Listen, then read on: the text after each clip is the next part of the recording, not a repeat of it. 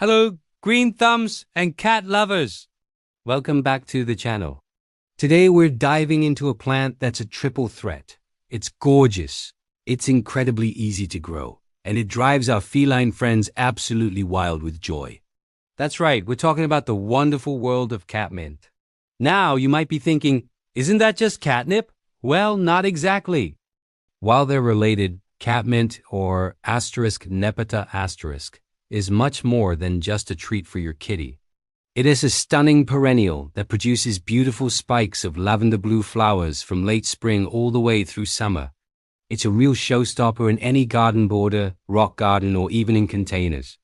Plus, it's a magnet for beneficial pollinators like bees and butterflies, but interestingly, it's resistant to deer and rabbits. So you get all the good critters and none of the bad. It's a win-win. Let's get started on how you can grow this amazing plant in your own garden. First things first, what does catmint need to thrive? The answer is simple: sun, and lots of it. Catmint is a true sun worshipper. For the most prolific blooms and the most compact, tidy growth, you want to plant it in a spot that gets at least 6 hours of direct sunlight each day. Can it handle a little shade? Yes, especially in very hot climates where some afternoon shade can be a relief. However, if you plant it in too much shade, it can get a bit leggy and floppy, and you won't get that dense cloud of purple flowers we're all aiming for. Now, let's talk about soil. This is where catmint really shines in its low-maintenance attitude.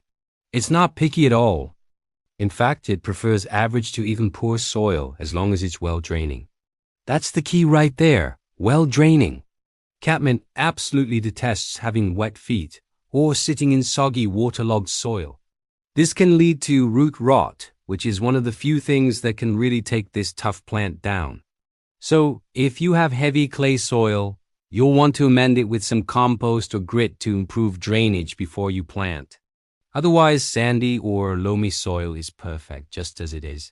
It's an ideal plant for those tricky dry spots in your garden where other thirstier plants might struggle. So, you've found the perfect sunny spot with good drainage. What's next? Planting time! You can grow catmint from seeds, but the easiest and fastest way to get started is by purchasing a small plant from your local nursery. Spring or early fall are the best times to plant. Dig a hole that's about twice as wide as the plant's root ball and just as deep. Gently remove the plant from its pot, and if the roots are tightly wound, just tease them out a little with your fingers. Place the plant in the hole, making sure the top of the root ball is level with the surrounding soil. Then, backfill the hole, gently firming the soil around the base of the plant. Give it a good deep watering right after planting to help it settle in and eliminate any air pockets. Space your plants about 18 to 24 inches apart to give them plenty of room to grow and form a beautiful mounding shape. Once your catmint is established, the care is incredibly minimal. Remember how I said it's low maintenance? I wasn't kidding. For watering once it's established, catmint is very drought tolerant. You'll really only need to water it during extended periods of drought. Overwatering is a much bigger risk than underwatering with this plant. As for fertilizing, just skip it. Seriously, catmint actually performs best in less fertile soil. Adding too much fertilizer can lead to weak, floppy growth and fewer flowers. It's one of those rare plants that truly thrives on a bit of neglect. Now for my favorite part, keeping your catmint looking its absolute best all season long. The secret is a good haircut. After the first big flush of blooms starts to fade in midsummer, grab your shears and give the entire plant a trim. You can shear it back by about half to 2/3. I know it can feel a little drastic, but trust me on this.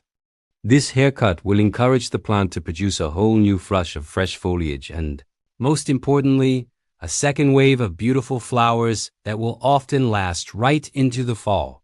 This simple act of shearing is the key to extending the blooming season and keeping the plant looking compact and tidy instead of getting leggy and sprawling open in the center.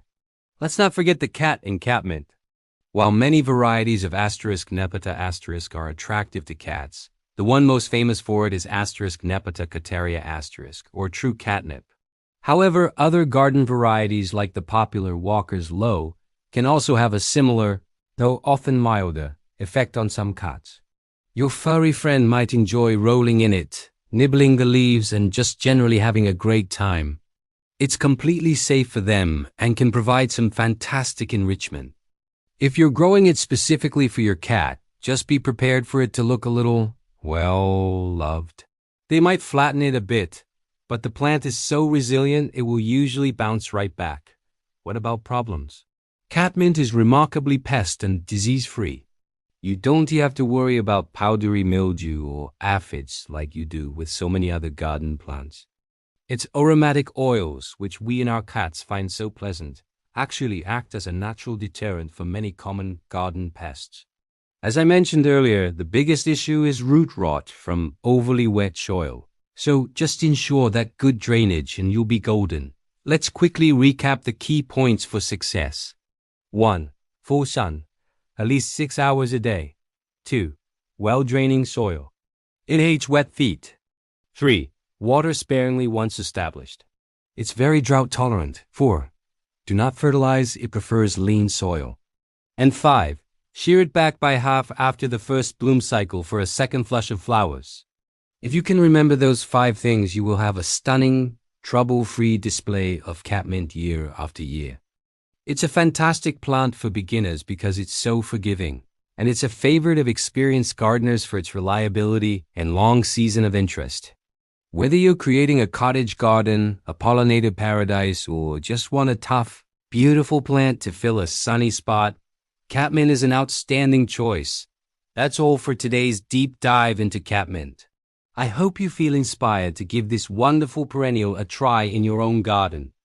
If you have any questions or your own tips for growing catmint, please drop them in the comments below. I love hearing from you all and learning from your experiences. Thank you so much for watching. If you found this video helpful, please give it a thumbs up and don't forget to subscribe and hit that notification bell so you don't miss any of our future gardening adventures. Until next time, happy gardening.